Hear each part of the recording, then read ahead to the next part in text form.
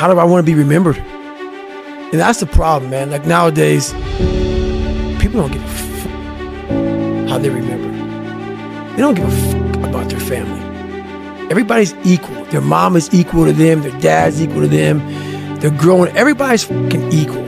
So it's a tough question to ask because when I grew up, my mom worked 3 fucking jobs and all I wanted to do, and she got her fucking ass damn near murdered. And it took her down a dark hole. And I saw this. That helped me grow up to say, all I want to do is retire my mother when I get older. That's all I want to fucking do. And thank God I did that. But the thing about it, with a lot of people, they don't have that in them. Their parents raise the kids very differently now, so the kids don't have that sense of self. I believe in self-discipline, self-pride, self-motivation. No one has that self anymore. That self is gone. So that driving force that tells you, I have to do this shit. I took great pride in the fact that I was nobody. And what you just described put goosebumps on me because that's exactly what I took pride in. Was I'm gonna make sure you're good, you're good. My mom would tell you right now, she's right there sitting. She knows I don't buy myself shit. I take great pride in that. I don't want shit. Because how I'm wired to, hey mom, I'm gonna get you this, and this. My girl, everybody's got everything. I don't even own a fucking car, and I'm a multi-millionaire. And I say that with pride. Yeah. Because what I was here to do as a man, and men may not even want to hear this. It sounds so barbaric. That's the pride in what you have as a man. Is that you see your mom, you see your girl, you see your kids, you see all this, you see them doing well. That's all a real man wants. They don't give a fuck about how they dress, how they look, what they're driving. They don't give a shit. Because why? Your trophies are your family, and they're all walking around. Every man that sees you, they see you walking in with some sweatpants and shit. They know your family's fucking balling because you put the fucking time in, you put the effort in, you put the work in. And as a man, we don't want none of that shit. We just want fucking respect. And that's what men don't give a fuck about now. But the one thing I want is for my family to look at me and say, that's the man. Right there. And men don't fucking have that. They don't know what that feels like. So until you know what that feels like, you're never going to seek that feeling of when things are bad, my family looks to me. As they should. As they should. That's your job. That is my fucking job. And I earned that. It's not given because you wake up and you're a man. It feels real good. It feels amazing. When anything goes wrong in my family, if there's a flat tire, they don't call fucking AAA. They call David fucking Goggins. Mom's got a problem? David. My mom's sick? David. She don't call the doctors David. Anybody, they call David. And that's earned. And that's a good feeling. And I would challenge men to try that. Try that. Try that for a couple of days. Try working those 20-hour shifts and coming home and having your girl have a meal at home. I guarantee your girl looks at you very different. Every day you come home and you're dirty as fuck, or you're just tired and she knows you're only getting 4 hours of sleep, and then when you go to work, she's sleeping because it's 4 o'clock in the fucking morning, and you look at her, she knows what kind of man she's got. Your mom knows, your dad knows what kind of son they have. They don't know that feeling. It's the best feeling in the fucking world. Money can't buy it, nothing can buy it. A lot of people fall down when they get smacked, and when they hit the ground, they lose all momentum. Not just physically, but mentally, because they are humiliated.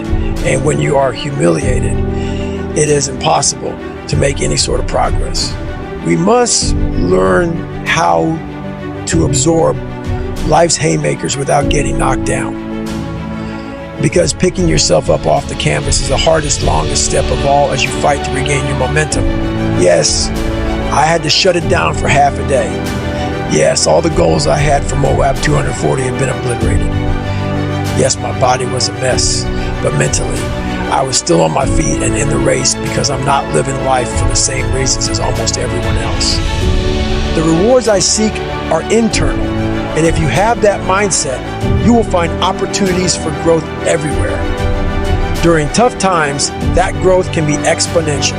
I wasn't going to win the race or finish in a respectable time, but I had been gifted another rare opportunity to test myself in adverse conditions and become more. If anything, my desire to finish had only grown thanks to the mess I'd made. At the same time, I needed to ease some of the pressure I placed on myself. Pressure comes with high expectations, which is great because it can bring out your best. But there are times when it can be more helpful to offload pressure. When you are exhausted, it is vital to remain in control of your thoughts and emotions so you can make decisions with your right mind. Choosing to relieve pressure allows you to do that. When the pressure is high, you develop blinders that limit perspective. That's great for certain situations that demand a hyper focus, but when you're engaged in something that demands your maximum endurance, it's better to broaden your perspective and your awareness to absorb more of the experience, which enables maximum growth, both during the event and in the days and weeks to follow. Besides, if you allow that unrelenting pressure to build, you're liable to snap and make a bad situation a whole lot worse. Remember, the goal is always to complete the mission, whatever it may be, with no regrets and a clear head, so you can use it to progress in life. Cultivating a willingness to succeed despite any and all circumstances is the most important variable of the re-engagement equation. Your willingness to succeed builds self-esteem. It broadens your concept of your own capability. Yet, it is the first thing we lose touch with when things go bad. After that, giving up often feels like the sanest option, and maybe it is.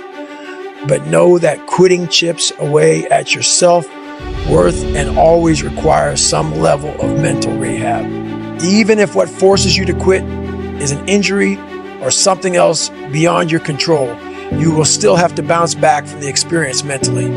A successful mission seldom requires any emotional maintenance. In order to execute on your willingness to succeed, you will need to be able to perform without purpose. You've heard of purpose, that magical missing ingredient crucial to landing a fulfilling career and building a happy life. What if I told you the importance of finding your purpose was overblown? What if there never was any such thing as your good friend purpose? What if it doesn't matter what the you do with your time here? What if it's all arbitrary and life doesn't give a flying if you want to be happy? What then? All I know is this. I am David Goggins. I exist.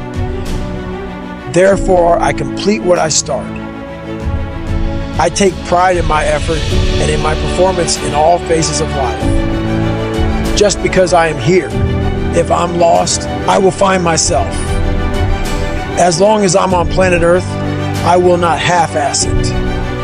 Anywhere I lack, I will improve because I exist and I am willing. This is the mentality we should all strive for when we're stuck. Because when you're in the hurt locker, you must be your own motivator, your own drill instructor. In the dark moments, you must remind yourself why you chose to be there in the first place. That takes an edgy tone. When you're all f***ed up and looking for more, the only tone you should allow inside your head is the tone of a warrior. The tone of someone prepared to plunge deep inside their own soul to find the energy they need to keep up the fight and prevail. Most of this generation quits the second they get talked to. You did this wrong, or they get yelled at. It's so easy to be great nowadays because everybody else is, most people are weak. This is a softened generation. So if you have any mental toughness, any ability, if you have any fraction of self-discipline, the ability to not want to do it but still do it. People have a hard thing to understand. I hate to run. And what makes me so crazy, it doesn't anymore, is people go, well, why do you run if you hate it? What are you talking about? I don't want to take showers and eat either. I hate that too. That's life, man. It wasn't until I changed that mentality that I became somebody. I hated going to school, so guess what? I was dumb as That's what 1 + 1 is 2. But if you can get through to doing things that you hate to do, on the other side is greatness. That's what people don't understand. By me running, I am callous in my mind. I'm not training for a race. I'm training for life. I'm training for the time when I get that 2 o'clock in the morning call that my mom is dead or something happens tragic in life. I don't fall apart. I'm training my mind and my body and my spirit so it's all one, so I can handle what life is going to throw at me. Because the life I've lived, it throws a whole bunch at you. And if you're not physically and mentally prepared for that, you're just going to crumble and you're good for nobody. You said I can be me. The second you said I can cuss and be me, and cussing, people say, man, you cuss all the time. Why? Well, I hate to say it, the best way for me to get how I feel across, I can't sit here and say, you know what, yeah, I went through Hell Week and man, it was really hard. No, that takes your damn soul, rips it inside out, and then they say, now we're going to start. It allows me to express where I was at a point of my life. If I don't give you all of me, why the hell am I here? Why? How will you learn from me? People take so much offense to me. You will never learn from people if we always tap dance around the truth. Oh God, I love that. We tap dance around the truth by finding the right words so I don't hurt you because you have thin skin. No, tighten up, people. Almost nothing in life is constant. Conditions and circumstances are perpetually in flux like the winds and the tide, which is why my mind is never fixed. I tack and adjust, forever searching for my new 100%. Age, health, and the responsibilities we carry can be limited. That doesn't mean we should give in to those limitations or use them as excuses to let ourselves or our dreams go. But we can acknowledge them as long as we are committed to finding out what we can still do given those limits, whether they be temporary or indefinite, and maximizing that. Every day, thousands of people wake up to a life defined by newfound limitations that are difficult to accept. Maybe they've been diagnosed with a terminal disease or suffered a spinal injury. Could be they lost a limb or are suffering from PTS. More often, the shifting circumstances are not nearly so dire. Sometimes it's good news that changes the equation. Maybe you are a new parent or landed a lucrative gig that demands 10 to 12-hour workdays. Could be you recently got married, which means you have to consider more than just your own goals. No matter the variables, your new 100% is out there waiting for you to find it. The thing is, most people don't want to, because whenever you're trying to find your new anything, it means you're not who you used to be, and that can be depressing enough to give up the search. Some people use their new circumstances to dial down their effort level instead of adjusting their approach and still giving it their all to achieve their goals. You've got to work with what you have. I couldn't run a ruck, but that didn't mean I was out of the fight.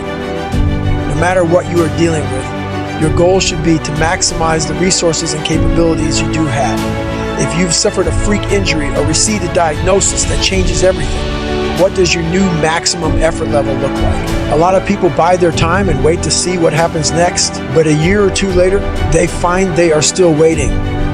With every unfortunate turn in life, no matter how heavy the weight, you have to be committed to pushing back against that pressure with effort. No matter your age, abilities, disabilities, or responsibilities, we must all stay committed to finding our new benchmarks.